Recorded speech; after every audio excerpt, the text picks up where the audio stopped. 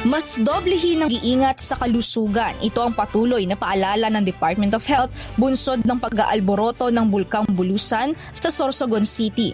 Kamakailan lang ay muling nagbuga ng makapal na usok ang Mount Bulusan na bumalot sa mga tahanan sa ilang lugar sa Sorsogon. Tumambad ang makakapal na abo sa mga bubungan ng bahay, kalsada, maging sa mga halaman at puno sa naturang lugar. Paunawa naman ng Department of Health na huwag baliwalain ang masamang epekto ng simpleng abo o usok mula sa bulkan. Ang biggest threat is really ashfall.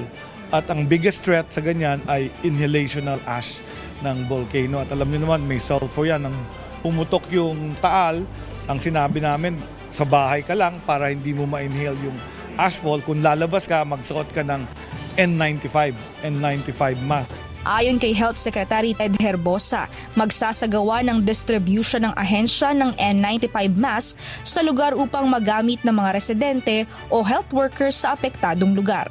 Mahigpit ding pinapaalalahanan ang vulnerable communities kagaya ng matatanda, bata, buntis, gayon din ng mga may sakit na hika, sakit sa puso, lung disease na lumayo sa kilometer radius na mataas o malapit sa ashfall.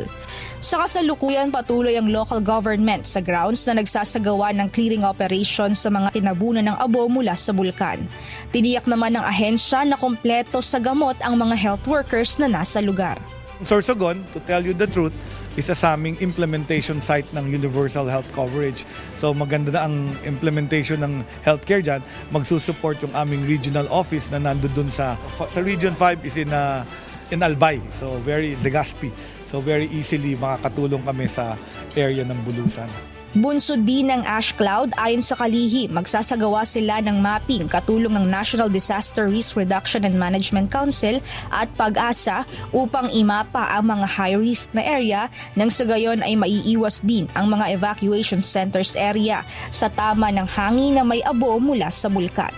Mia Alonso, UNTV News and Rescue. Diyos ang aming sandigan, serbisyo publiko ang aming pinahahalagahan.